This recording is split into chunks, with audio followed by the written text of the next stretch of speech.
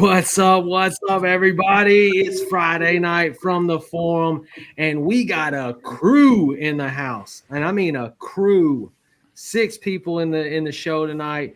We are live here in the studio and live on Talking West Tennessee. So welcome if you're new to the show. Man, Joe, looking awful dapper this evening. I think he froze. As I said, he looked dapper. Anyways, man, the draft definitely threw some wrenches in everybody's game. I've heard everything from I've been telling you for months to sell Najee to, Anthony Richardson still has a shot. I don't know what to Happy believe. Kentucky Derby Eve. Shout out to all my horse bettors out there. Oh my goodness.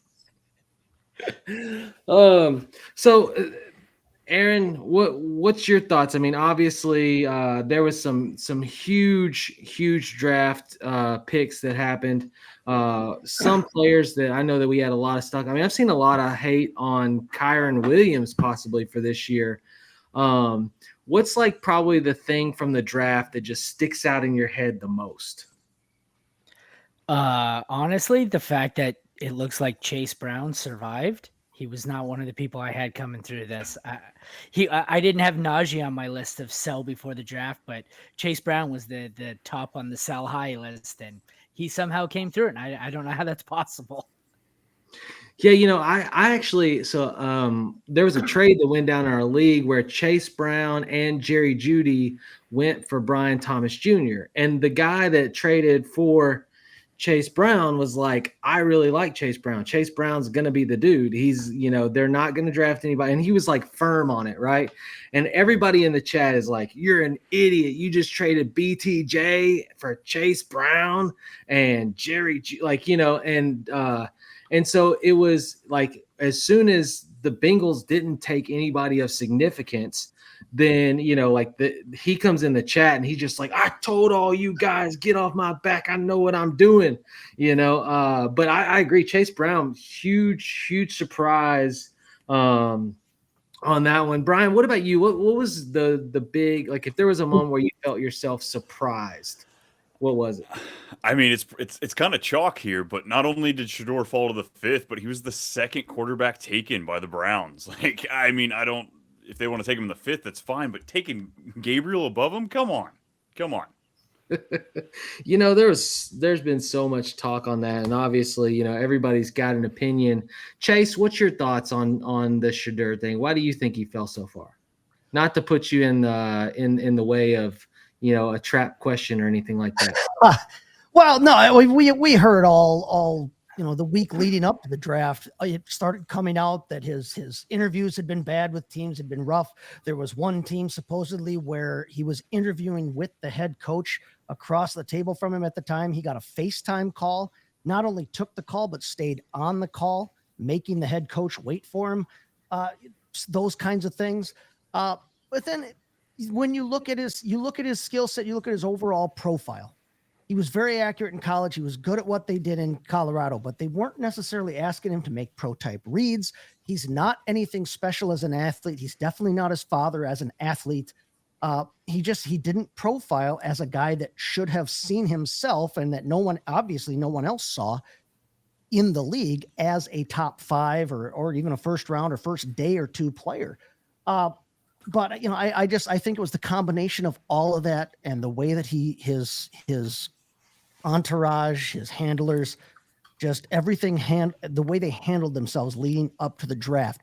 And then, to address the idea that Cleveland took him finally, but took him 2nd after Gabriel, they apparently had become really enamored with Dylan Gabriel. I'm not sure how or why, but they really liked what they saw from him in their meetings leading up to the draft and everything that they talked about with him. And that might be all well and good, but I mean, you're talking about a guy that's been in college since I was, and I don't necessarily know that he's the answer at quarterback either. So now you've got an entire stable's worth of options at quarterback, but none of them is necessarily going to fix your quarterback problem. The Shedeur thing was a ride. It was a roller coaster at the draft. When Harmon went, the media room, there was an audible gasp and buzz that rippled through the entire media room at the draft that day when Harmon went to Pittsburgh instead of Shedeur. And then I think we kind of all looked at each other and thought, oh, it might be on. And sure enough, it was. 2 days later, we finally got a pick for him. Did you see Shadeur's live draft stream, though? That didn't help his cause. He's got Dion standing next to him going, oh, man, this team, they have a crappy quarterback. He's been in, like Joe Flacco. He's been playing since I was in the NFL. He's trash-talking every quarterback as they're on the clock. And then the other thing I was hearing is that GMs and coaches are hesitant, not necessarily because of him, but because if they draft him and they fail in year one, they're worried that the same thing's going to happen everywhere. That happens everywhere else.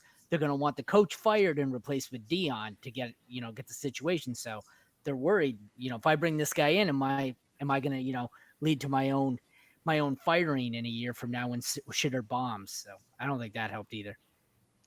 Well, the Steelers did not care, whenever it was like the draft day thing, and they're like, you can get your guy and you can get him late, you can save all your cap money, and Pittsburgh was like, we're good. We don't really care.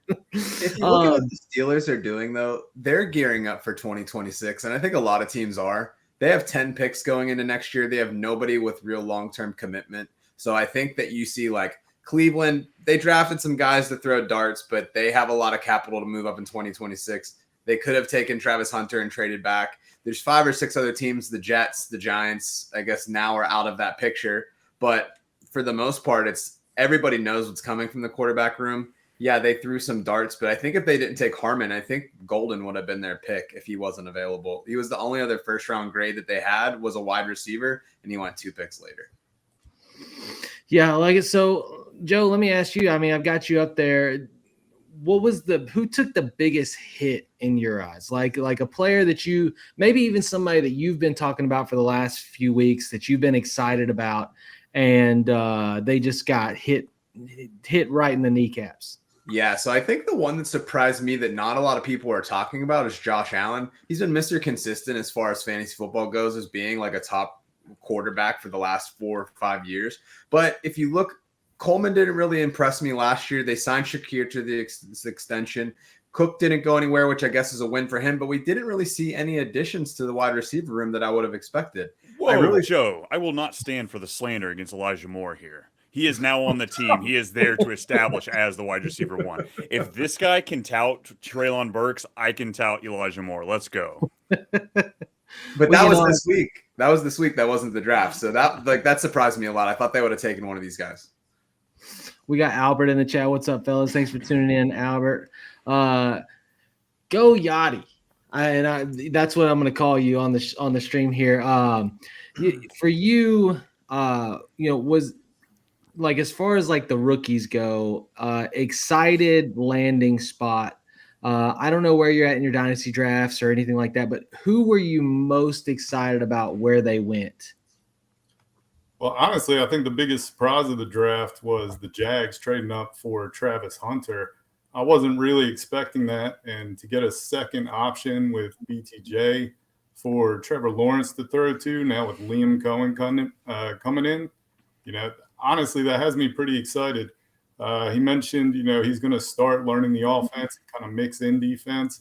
So that makes me pretty confident. I mean, I thought he was the top wide receiver coming into the draft. And if he's used that way, especially in a good offense with, an at least once talented QB, I still believe in Trevor Lawrence. Some don't. But I think that was the biggest surprise, and that I'm most excited about Travis Hunter. I like that idea too, because I like that he's going to a place where Hunter he'll be the number 2 option. He's not going to have to be the number 1. BTJ rules that roost, I think, there, and I think he should. If he goes to Cleveland, now there's question: is Hunter supposed to be the number 1, or are they going to try to use him as a number 1? Is Judy the number 1 still? Some other teams, but I like that he went to a team where he can be the number 2 option, because I think that'll really allow him to thrive there. So, yeah, Jacksonville was a weird landing spot. He wasn't expecting it either. But I like the fact that he can play second fiddle in a way to Brian Thomas Jr. and complement him and doesn't have to try to carry the load himself. Yeah, it's the way we think Sorry, man. Sorry. The same way we think of like T. Higgins or Devonta Smith. Yeah. You know, that number 2 draft capital, he's coming in with that expectation, and it sounds like they're willing to give him that role. Yeah, what I was going to say, so there's 130 vacated targets. You lost Christian Kirk. You lost Evan Ingram. So I don't think this really impacts BTJ. I think it helps giving another option there. So this offense, a lot of people are talking about Drake May having that like leap coming into the year, being a value pick. Like you said, Trevor Lawrence could really be a sneaky play. He does have that rushing upside there that he hasn't really used in the last couple of years, but hey, we could see it happen. Well, the thing that really separate, or I guess the difference maker for me is Travis Hunter and BTJ are very different receivers. Like BTJ is very much so a deep threat, like a burner, like I'm going to get open, find space, and Travis Hunter is really, in my opinion, the first receiver Trevor Lawrence has had that is like a superior catch in traffic or like go up and get it type receiver, somebody that you can, throw your corner route to, or somebody that you can put your 50-50 ball up. And so I think that that's going to be a game changer for him. And I think that is such a big thing for him as a receiver because, playing corner, you naturally get trained to high point the football, right? And you saw in so much of his tape him going up in double coverage, in triple coverage, and high pointing the football and making that catch over the top of defenders. And so seeing that as part of his game makes me pretty excited for, a Trevor Lawrence who hasn't had that, right? Like he's throwing to Christian Kirk. He's throwing to Calvin Ridley off suspension, like BTJ is the first like really electric guy that he had. And now he gets another compliment on the other side. The only thing is he lost Evan Ingram, but we're going to see. And Aaron, I know you've talked about Brenton Strange, if he can pick it up or not. But no, definitely excited about that. So Aaron, I'm going to, for you, who was your biggest faller? Like had value, maybe you hold them on your roster and you're hoping that they're going to pan out. You're hoping that they're not going to pick, kind of like the Chase Brown situation. And then the team does the inevitable. They do something you didn't want to do. And now you're left with somebody that you can't even get a 4th rounder for. Putting me on the spot here. I don't know. I didn't have that many veterans. Yeah, I know Jaylen Warren. That one is probably the biggest one. He's not off my roster completely, but Caleb Johnson, I really like that. And that was actually going to be my answer on the last question for landing spot. That helped out. For my first tier of running backs, I had the 3 talent guys in what was it, Genty, Hampton, Trey Henderson. But the next group of guys there, the rookie running backs, they really benefited from nice spots. Judkins to Cleveland, Caleb Johnson to Pittsburgh, RJ Harvey to Denver. Those are the guys I like the most. And so, like I said, Caleb Johnson moving way up in my rankings. I was really impressed with him. He goes to Pittsburgh. That killed Jaylen Warren for me. Well, I'm sure that Joe, being a Pittsburgh, our Dapper Dan man in the show tonight, being a Pittsburgh fan, can second that Caleb Johnson is essentially what the Steelers wanted in Najee. Like the Steelers want a pin your ears back, run hard through the hole running back. They don't want all the dancing. They don't want all the, shifty around. They got that they want somebody that can run downhill, and that's Caleb Johnson. They drafted Najee to be that, but for some reason Najee thinks he has good lateral movement, which he doesn't, so them getting that in Caleb Johnson, I think, facilitates what they wanted in that RB1 role. I love Caleb Johnson's landing spot. I think that we can see year 1 impact. Joe, as the Pittsburgh fan, how do you feel? Yeah, it's a great fit for the Arthur Smith offense. He runs a zone running scheme, which Najee was not suited for. It's not something he really did at Alabama. So even though he did run for 1,000 yards, that was more a testament to his ability to stay on the field more so than his aptitude in that offense. I think he's getting a bad rap as like not being a good running back. I think you're going to see him be a lot more effective with the Chargers, but with them drafting Hampton, that's probably going to hurt that stock. But on the subject of Caleb Johnson, like was already talked about, he's a good fit for the scheme. Jaylen Warren, he has only had like at most like 160 to 180 touches in a year. So he's not going to become this bell cow back all of a sudden, especially last year, given the fact that he has been banged up. So they're going to want to keep it fresh. The Steelers are going to run the ball, looking at their quarterback room of Mason Rudolph, Will the Thrill Howard from Ohio State, and then you got Skylar Thompson. They're not looking to throw. So the carries are going to be there. I think what you'll see, Tomlin tends to bring them slower along. So Jalen will probably get the starts. They'll work in the rookie there. But I think over the season and obviously like as we get into future years, Caleb Johnson, I think he's going to be a superstar in this league, especially as that team continues to develop. They've been spending the last few years in O-line as well. So that's just another trending up benefit. They didn't even have their first round offensive lineman from last season. Tyler, you want a wide receiver too? And he dropped so far in my rankings, I completely forgot he even existed. Also named Jalen McMillan. Ibuka, that just kills it. I was so all in. Oh, he's the guy of the future. Yeah, he might be dead. I think he's like in the 200s in my rankings. He might not be that low. But. I don't think he's completely dead. I do think that he's definitely probably dead for this season. You know, I think Mike Evans' contract finishes up next season, which could make a little bit of a shift for him. But, you know, and this kind of, we'll come back to running backs a little bit because there's a lot there. But I wanted to go over to our rookie radar, you know, and talk a little bit about somebody that I've been talking about for the last couple of weeks that you just mentioned, Joe. And I even said the past 2 weeks, both shows, I said Will Howard to the Steelers is going to happen. They're going to take him late. He's got that prototype Terry Bradshaw, Big Ben, you know, style to his game. And, you know, obviously the combine hurt his, you know, like he didn't have the accuracy that they wanted to see and all these things. Like Terry Bradshaw at the combine. Dude, it was so very bad. Kind. No, that was very kind of you. I was there at the combine. Looked like Terry Bradshaw, but years 0 through 4 for Terry before he got good all of a sudden. No, I mean Terry Bradshaw now. He looks like Terry Bradshaw now. But look, 70-year-old Terry Bradshaw. Here's the deal, okay? Here's the thing. He's good, like he's good here. Like when you talk about these quarterbacks being able to process reads and get the ball out, I think that's one thing of his game that he does have. Accuracy, development, like those things can happen. They can come. And Chase, I see you churning your seat a little bit over there. But I think deeps, if you're in Superflex, I got Will Howard in like the end of the third round in a Superflex league. And he was still sitting there. I'm like, I feel like I got to take him. Just on the upshot, like if somehow the Steelers don't align, which often happens with Aaron Rodgers, right? Or he decides to be finicky and Mike Tomlin says, I'm done. And they say, okay, it's going to be Rudolph or Howard. I think Howard's going to take that job. And I think Howard can actually do good with that job. But that's just my opinion. Brian, I know you were piping up there.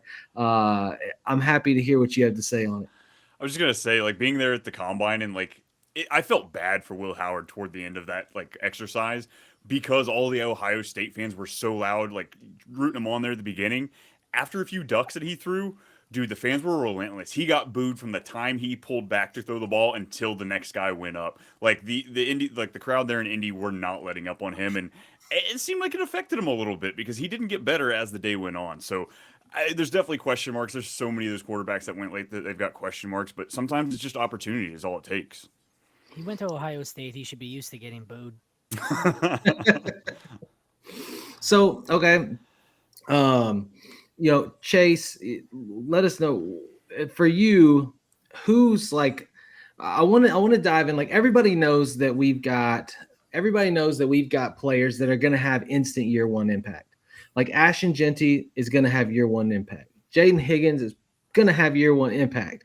You know, like we have those automatic. Tyler Warren is going to have year one impact. Like we're going to have those automatic like guarantees. But if you're like in your rookie drafts, or even if you're just a fan and you're like wondering, okay, my team drafted this person, what can I look to see?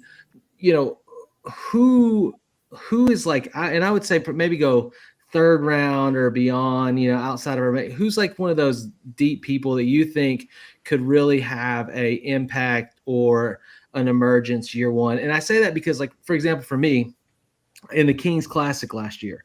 I drafted in the Kings Classic. I won. You can see the belt there behind me. No big deal. No big deal, but it's not about that. It's the strategy. So I went heavy on running back. I grabbed a strong tight end. I had me a good quarterback. Well, I say that. Remember, I was drafting at the Expo, and Lamar, that was the one where I was like, Lamar's still here in like the 6th round, and I took Lamar in the 6th. But receivers, I waited till late, and I grabbed Ladd. I grabbed BTJ.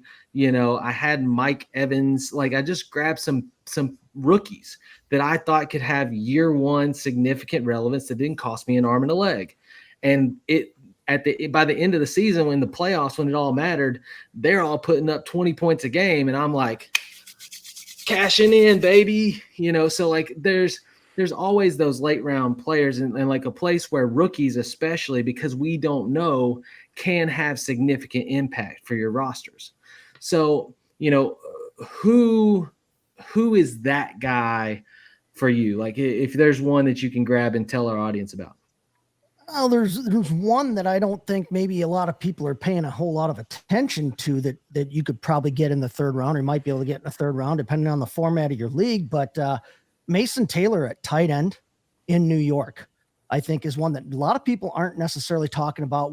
Like you said, we're all thinking about Genty. We're all thinking about Hampton. We're all thinking about Jaden Higgins. And I agree, all those guys are going to be relevant this year. Judkins in Cleveland, but Mason Taylor at tight end in New York. Listen, he's fighting with Jeremy Ruckert, who has never seen more than 28 targets in a season and has not really done anything since he's been drafted, and Stone Smart with 2 T's. And I just call me, crazy, but I'm not worried about the idea of Mason Taylor beating out Stone Smart and Jeremy Ruckert. So he's got a clear path to playing time right away as a starter in that offense. But then you take a look back, Cole Kmet was the tight end 8 in back-to-back seasons, 2022 and 2023 in Chicago, with Justin Fields as the quarterback, including getting 90 targets the one year. Justin Fields will look for his tight end in New York. And the way that he plays, the playing style, the scrambling that Fields does when he's on the run and he's looking for a receiver, I think that's the kind of thing that Mason Taylor can do. Mason Taylor can play all 3 downs. He's not somebody they're going to be taking off the field all the time. I think he can be on the field all the time. And I think that he's got a real opportunity to be one of Justin Fields' favorite targets right away. And if that happens, he could surprise people and he could show up and end up as, it's within the realm of outcomes for him to be that second tier or second half of the top 12 in tight end there. So Mason Taylor is somebody that I'm actually keeping my eye on a lot here, especially if if it gets to that 3rd round and it's kind of thin elsewhere. Yeah. Mason Taylor in New York. Cole Kmet was one of those, and BHS Cardinal put it in there. You mentioned him obviously in a reference, but that it was a sad day for Cole Kmet. Like I couldn't believe the Colson Loveland pick that early. When you have a good tight end there, and really a complete tight end, like Cole Kmet can play all aspects of the position. So that was a surprise for me. We went wild on the freaking draft show when that pick happened. Like, what the heck? But rest in peace, Cole Kmet. Goyati, I know you had one deep sleeper you wanted to share, and somebody that actually went undrafted. Tell us a little bit about that. So Xavier Restrepo went to the Titans. He is immediately joining an offense where I think he could elevate to the second receiver there opposite of Calvin Ridley. So, I don't really see any other competition there. In best ball, I think it's a great value getting him, 19th, 20th round. So in Dynasty, I would have to imagine that he's probably a similar, just always available type of guy. I think that's a guy, if I had to choose a situation to fall into for someone who didn't have the best combine performance, slower 40. I saw a lot of drops when he was running through the gauntlet. I think, maybe he just underplayed his hand in Indianapolis and could potentially improve his stock in Tennessee. And he's playing with his college quarterback too. I mean, Cam Ward will be the quarterback there, and Cam Ward actually mentioned him in his post-game or his post-draft press conference. He said, "Don't sleep on Xavier Restrepo," and this was before we knew he was actually going to sign with Tennessee. He said, "Don't let the 40-time fool you. Xavier Restrepo is one of the best route runners, is the best route runner, as he called him, in the draft this year." Yeah, I think Restrepo coming out of the slot for them. Yeah, I like that idea too. I think he could have a good year. To be fair, Ward also said Tajay Spears and Tony Pollard were two of the best running backs in the league. So Yeah, you got to do a grain of salt there. Didn't he say Treylon Burks the top 4 receiver too? Yeah. Was trying to talk nice. Yeah. Look, you okay? You pipe down in your Dapper Dan outfit down there, okay? I didn't say no shade. I said what was said. Look, we all have it, and I've got some Arkansas bias in this. That's okay. I'm a Razorbacks fan. You see the helmet, and apparently, I'm not the only one, but I'll get to that a little bit later. But Aaron, you had a couple sleepers for us. Hit us with your guys, your deep sleepers for this year. Actually, I had one at every position, but Chase took my tight end. I had Mason Taylor there for pretty much the same reasons, but I'll just breeze through them quick. For quarterback, I had Tyler Shuck, New Orleans, because there's absolutely no chance Derek Carr makes it through more than half this season. Injury, crappy play, no chance. So I'm in on him. I got him earlier in, I believe, the 312, end of the third round in a rookie draft. Running back, I got Jordan James in San Francisco because Christian McCaffrey has only played more than 7 games twice in the last 5 years. And my wide receiver, I've got Torrey Horton, Seattle, because he's a big outside X-type receiver, and they seem to be just collecting slot receivers. So I like his upside there. I don't hate any of those calls, really. I think that, and I agree they are deep. By the way, if you're watched into the show, and like if you're tuned in on the radio, or if you're watching live on Talkin' West Tennessee, if you hop over to our YouTube channel, Fantasy Football Advice Network, you can drop your questions in the chat. We're happy to get to your questions too, if you have any. Again, Fantasy Football Advice Network YouTube channel. Hop over and we can get to some of your questions too, if you have those.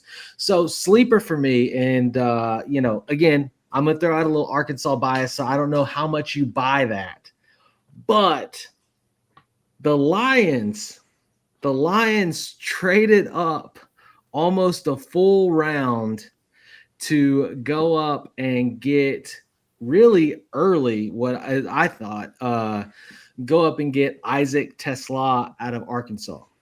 Now, everybody after the draft was like, okay, who's that? Had a top 11 in the history RAS score of all wide receivers to ever be scored. Top 11. Then, and I actually was surprised. I was going through our rookie guide, which will be dropping next week. So I'm going through the rookie guide, and I'm looking, and I hit his profile, and I'm like, he had too many drops, right? Yeah, too many drops. 0% drop rate. 0% drop rate for a wide receiver in 2 seasons. And it's like, so obviously now I will say this, the Lions are biased on Arkansas players.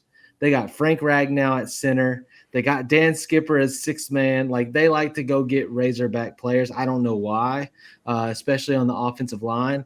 But they obviously saw something enough to pay multiple picks, future picks even, to go up and get him.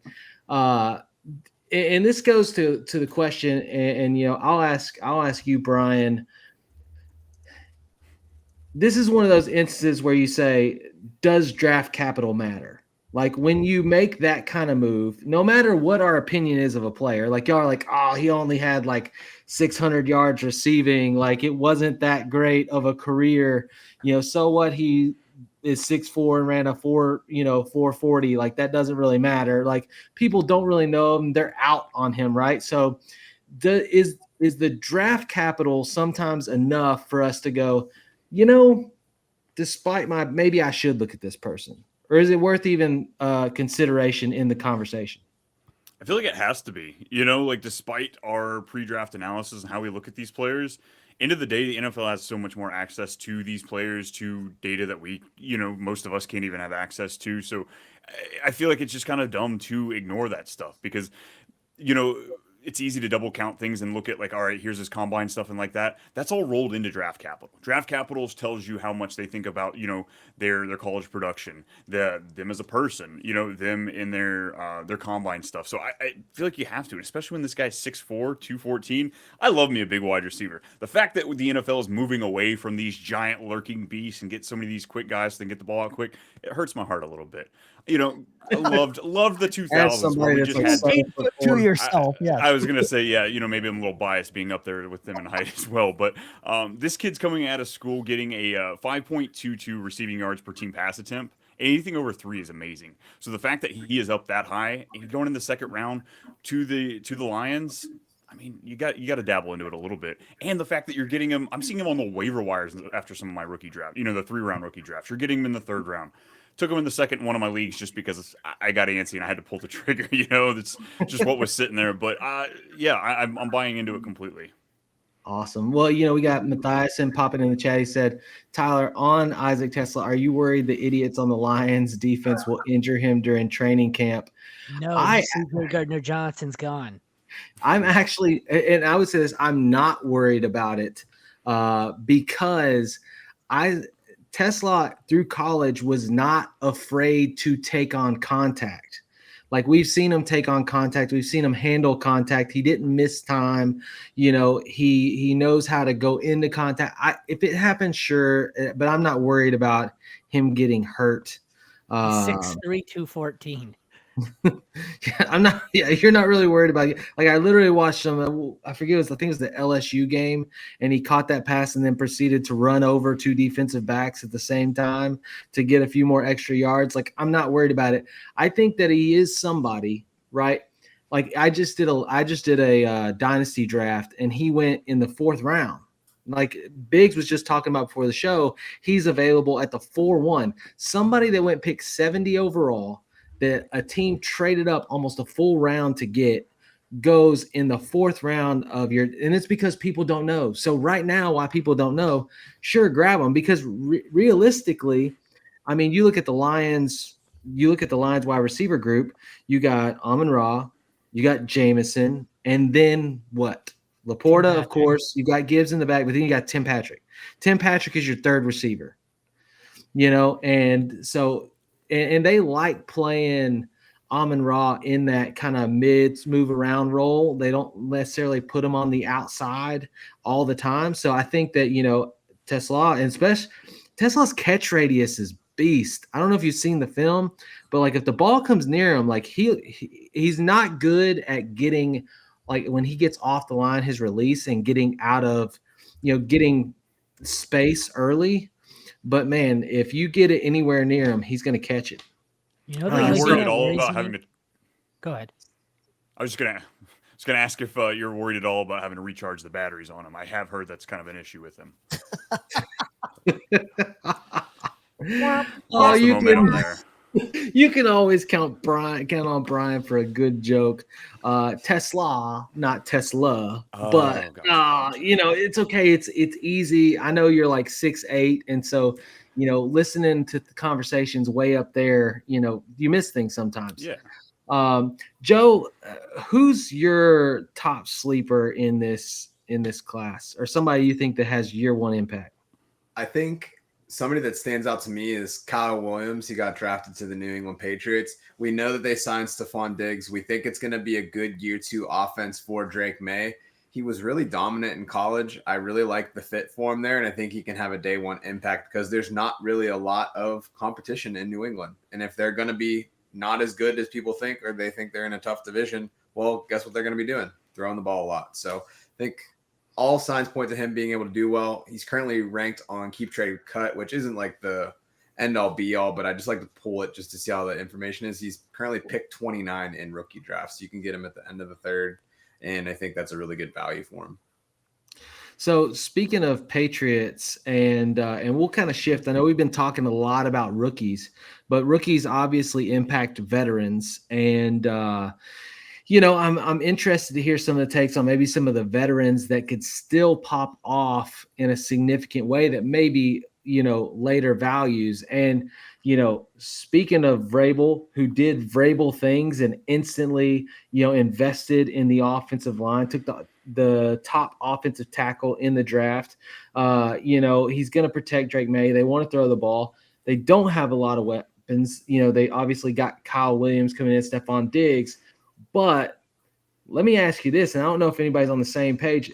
Does Hunter Henry have another year of top production if Drake May has time to throw the ball in that offense in a Mike Vrabel system? Did he have a previous year of top production? I was going to say, I guess that's the question Of there. course. He started hot last year when Drake May first started, but then he kind of faded off after injury. So I think the potential is there, probably less so than it was last year because they had literally no one. He'll have a stretch where he scores a touchdown in like 3 or 4 games, and then he'll do nothing the rest of the season. He finished tight end 12 overall last season on a. You were tight end 13, like you just said. He's good for like getting all of those in like 2-3 weeks, and then the rest of the year he's useless. Yeah, I don't know. I think he's more consistent. But here's the thing: what's he going to cost you? Realistically, we're probably talking about around 17 round waiver wire claim.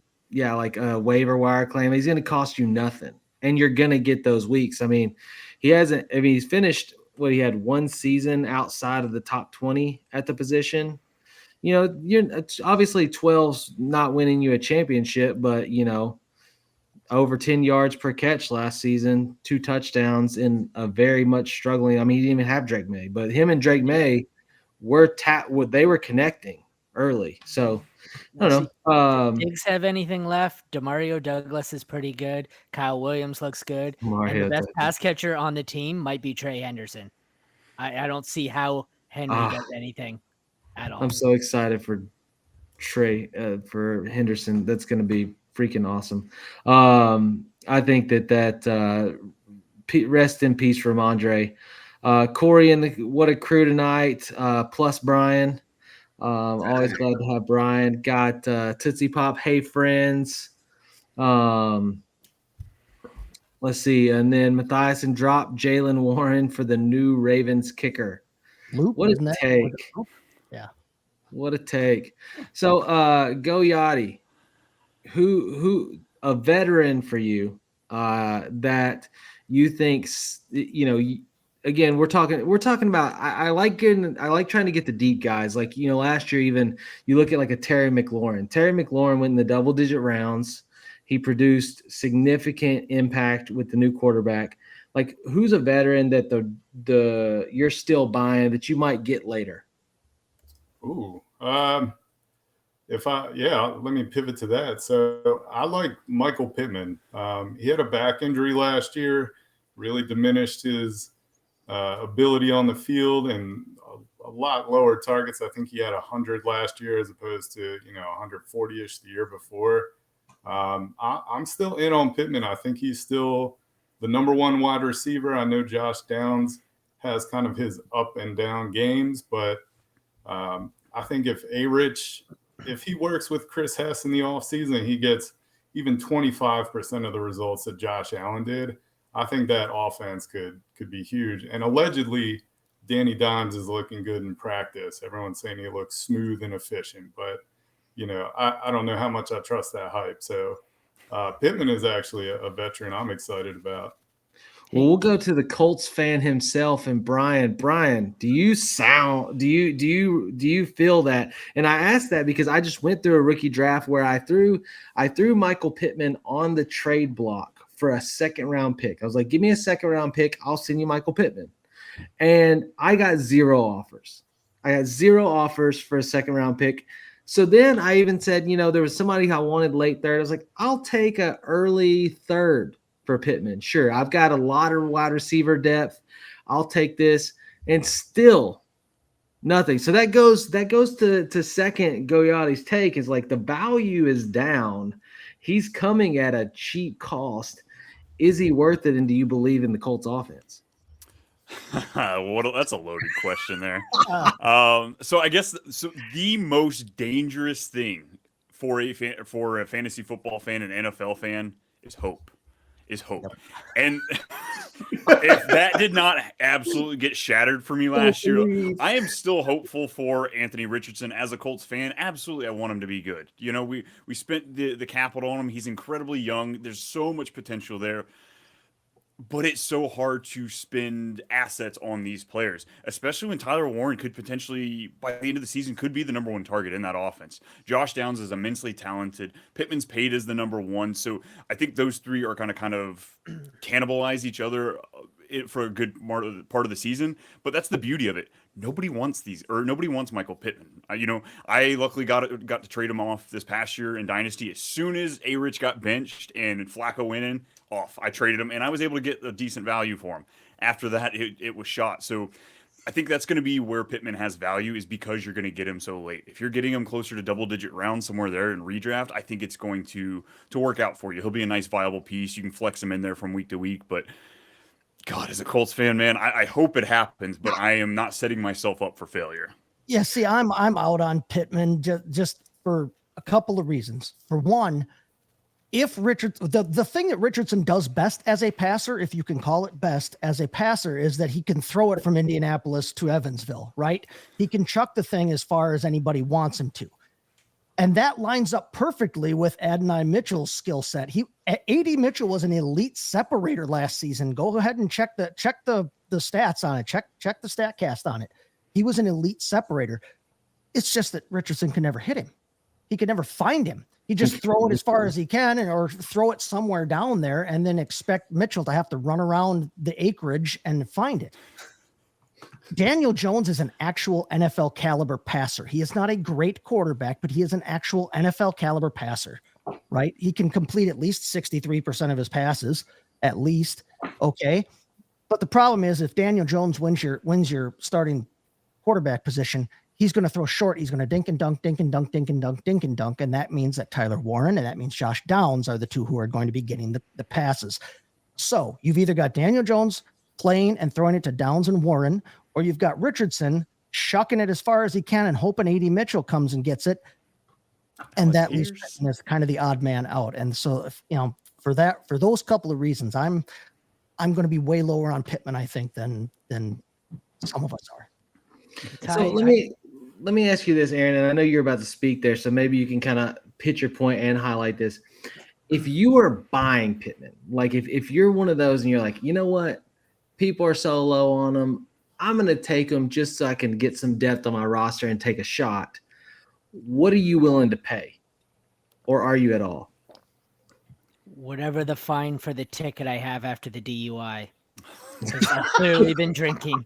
If I'm buying Pittman, I've been drinking, and I need to pay the ticket. That wasn't what I was jumping in on. Actually, I was going to jump in and say that I thought Anthony Richardson's best skill is that he wasn't Daniel Jones. So I'm way out on the Colts.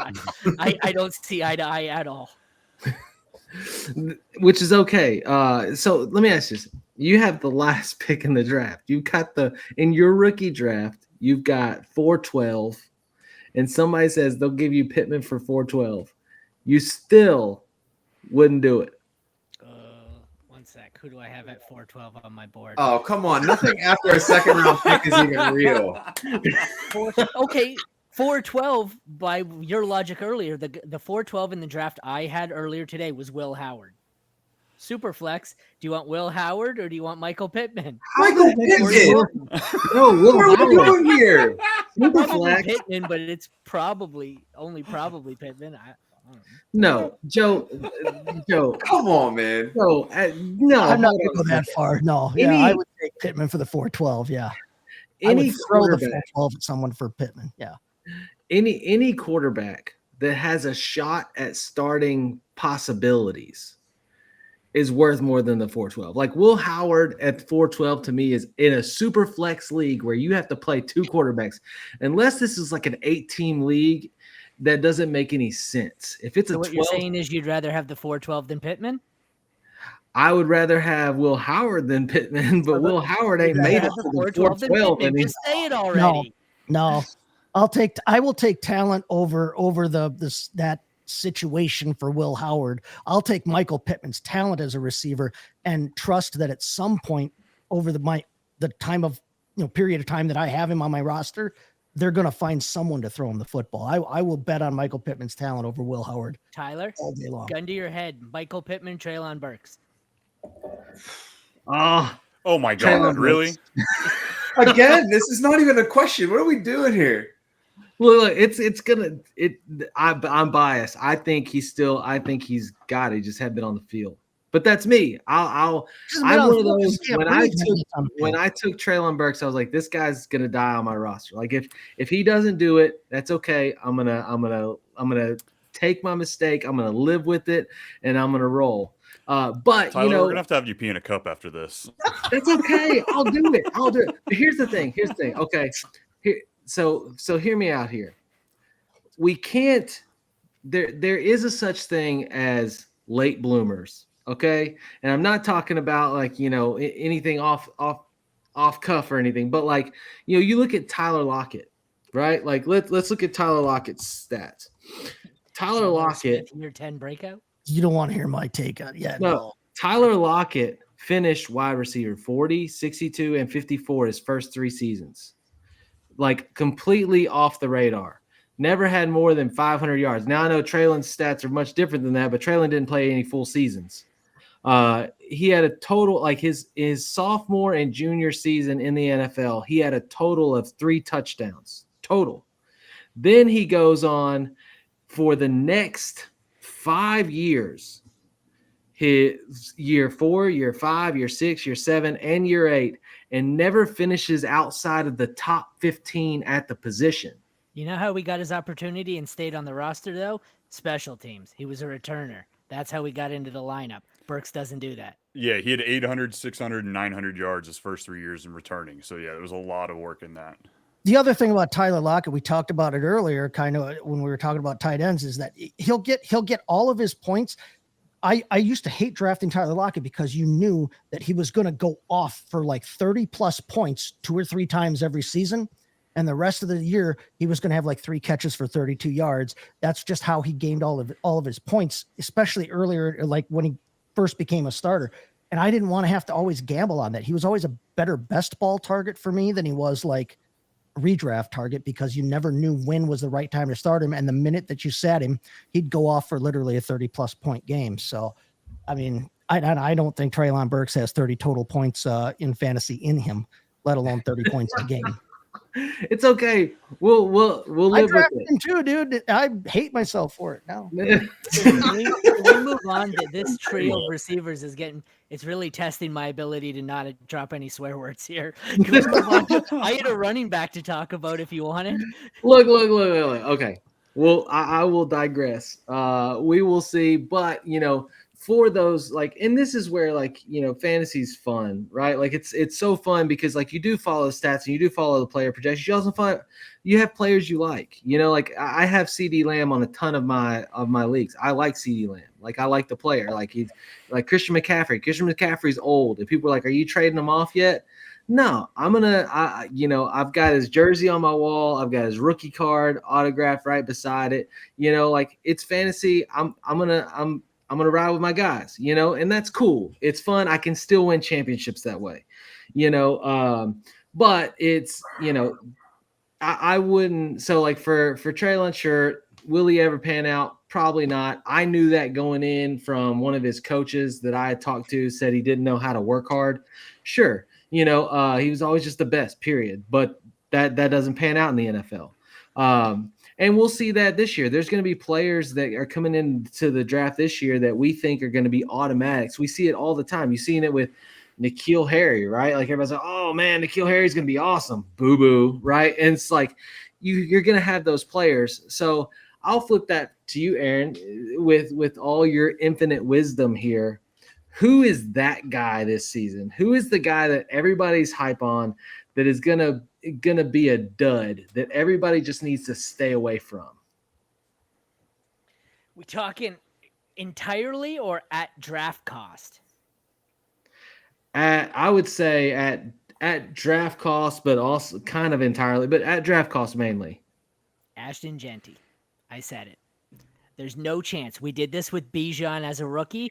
We always say, oh, he's got nothing. Yeah, well, Tyler Algier was nothing, and it still didn't return wherever he was, RB4 value in his rookie season. It's going to happen with Genty. Yeah, I'm not saying he's going to be a bust. He's not going to return RB4 value, which is what he's going at now. So I'm going to hit this quick question in the chat. Ashton Springer said for a 2-team Orphans Dynasty Dispersal draft, snake or linear? Snake. Yeah, snake. I typically only go linear in rookie drafts only. Any kind of startup, you're gonna go snake. If it's 2 teams only, I think 2 teams are leaving. They're probably dropping. Teams. Oh, yeah. Is everybody like?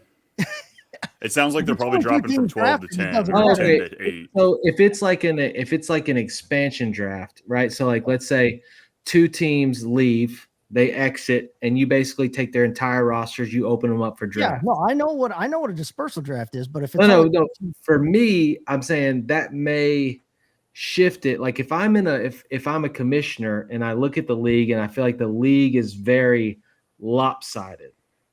Yeah. If the league is very lopsided and there's some teams that really need help, I might go linear. You're way nicer than me. There's no way I'm going to do that for people. I hate doing waivers by like standings for that reason. It's like, I don't play this to like have everybody be close to winning. I play to dominate people. There's no way that I'm going to be doing that.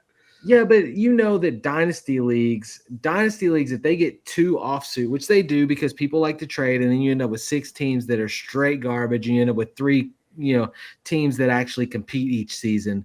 And so then you're constantly, recirculating new orphan owners and everything like that. They're trying to build a roster, and eventually the league dies, right? Like dynasty leagues that last more than like 3 to 4 years are not common.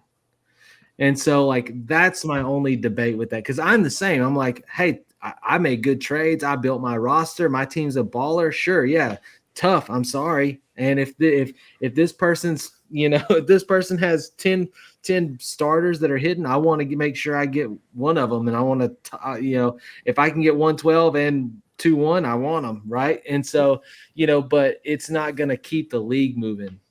Hey, Ty, you mentioned a name a couple minutes ago, N'Keal Harry. You would agree, big bust, probably worst draft pick of all time? Don't go there. We already left that. Well, more career touchdowns than Treylon Burks. I'd just like to point that out. Well, sure. Just saying. So Mathiasen says every Bears player, and I forget what this question was comparing to. Oh, the bust. Who was going to be a bust? So Mathiasen said every Bears player. What about the Bears? The Bears came into this draft, and Goyati, I see you squinting your eyes, so maybe you've got a little bit to hit on this. But I know the Bears came into this draft, and they addressed offense like crazy. I mean, they went and they got their tight end, they invested in receiver, like they said we're building our offense. Are you with it? Every Bears player is a bust, or do you like what the franchise is doing with this team? I think maybe 5 out of 6, that's correct. But I'm excited about DeAndre Swift. I think before Pittman popped in my head, that might have been my answer beforehand. No direct replacement. I'm not afraid of Roschon Johnson. I think, just the faith that was showed coming out of the draft is super exciting. I know he's rocketing up the best ball boards, probably 2-3 rounds at this point. So I'm glad that I, took some chances on him. Curious about what you guys think. And also, Luther Burton, I think there's a chance he could overtake Odunze as the second target getter. I see some no's there, but I think he's a talented guy. So yeah, give it to me. Let's see what you got. No, I mean Joe was immediately like, "Oh, Joe, you must have drafted a lot of Odunze." No, I actually don't have any shares of him. I just appreciate what he is as a player. He was dynamite at Washington last year. I think from like what you wanted to see from a rookie, his expectations where he went in the draft, first round pick, think a lot of people were expecting what they got from Malik Neighbors, what they got from Brian Thomas Jr. We didn't see that from Marv Harrison. We didn't see that from Odunze. There was a lot of work that needs to be done on that offense, particularly with the offensive line. They lost Keenan Allen. I would be a lot more worried about DJ Moore. I think that Luther Burden has a much more repeatable role and can overtake that. Odunze I see as the route runner that's going to be out on the outside that isn't going to be impacted at all. But I think Rome, he's probably being too hyped right now, but I do think he's going to be in much better shape than he was last year. Burton and Moore are the two that Burton and Moore, they occupy the same niche. Their skill sets are the ones that overlap. Odunze and Burton are not the two that overlap in terms of the skill set that they bring to the table. I love what the Bears have done building it. You mentioned the offensive line. So they went out and they signed a bunch of veteran, good offensive linemen. They addressed their offensive line. Ben Johnson is there now. I loved the Luther Burden signing or drafting, but yeah, they're doing it right. I don't think the Bears are going to be busts at all this year. I think that they're going to be a fun team to watch. I think and it pains me to say it as a Packer fan. I really think that they're doing it right. I'll withhold judgment because it is the Bears and they always seem to find a way to bear it up, but they really have done a good job this offseason of addressing the needs of that team and giving Caleb Williams everything he needs to absolutely skyrocket. If anything, they might fall into something like the Packers. The Packers, we didn't have a single wide receiver over 22% target share. That's a huge possibility we could see with the Bears, with two capable tight end pass catchers, two running backs that are capable of pass catchers, plus these three receivers. This might just be wheels up for Caleb Williams. He might be the only slam dunk within this, this offense. We'll see. That's the great thing about the draft is it shifts the momentum. And right now, I don't know if you're doing best ball drafts or what you're doing, but it's a complete, we'll see. Right. And we always have our projections, but this is where you can land players that, maybe other people aren't tabbed onto yet. Obviously we're in the middle of dynasty draft season, which is a blast. But here we're closing out. We're hitting the 10 o'clock hour. Just real quick before we sign off, if you guys would, Chase, we'll go clockwise. Just let the audience know who you are, where they can find your content, and follow your stuff. Like it says on the screen, STT Chase FFB. You can find me on all the socials there, Twitter, X, whatever you want to call it. You can find me there. I'm doing fantasy baseball, fantasy football, even talking a little bit of fantasy WNBA if you want to. So find me there, STT Chase FFB, all one word.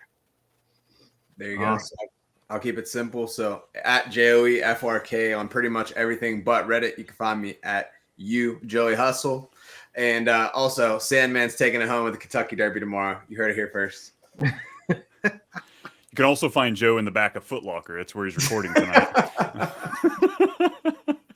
Yeah, it's as you probably picked up, it's Too Much Brian at @too_much_Brian on X, at Too Much Brian everywhere else, and it's here. It's the Fantasy Football Network. It's Too Much Fantasy Football where you're gonna find me rocking and rolling. Aaron? At FF Mad Scientist, I think, Joe, the thing you said today that I agree with most is everywhere but Reddit. I fully endorse that. Anywhere but Reddit. I can't stand Reddit. It's the absolute worst. Well, now everybody, it was supposed to be something anonymous, and now everybody just puts their picture and their first and last name on there. I can't even give up my old handle. It's just Play all this go yachty. You can find me on X at FF Knowledge spelled NOLLIJ, and just follow along. I'll hope to be back. Awesome. Well, again, thank you for tuning in. And enjoying the show. Appreciate you. If you have tuned in, this is your first time, make sure you hit the like button. Make sure you hit the subscribe. As Rusty said, heck of a crew here tonight. It was a great crew. We are here every Friday night. For those of you on the radio station that are listening for the first time, every Friday, 9 o'clock Central Time from the forum, here to answer your fantasy football questions. We'll see you next week. Have a good one. We're out. We are here. FantasySportsAdvice.com, offering the best fantasy sports social media platform. Why join endless Discord communities or the trolls of Reddit? Fantasy Sports Advice is a community designed to help you win with 24/7 support. Go to fantasysportsadvice.com and become a pro member for unlimited access. Again, go to fantasysportsadvice.com today.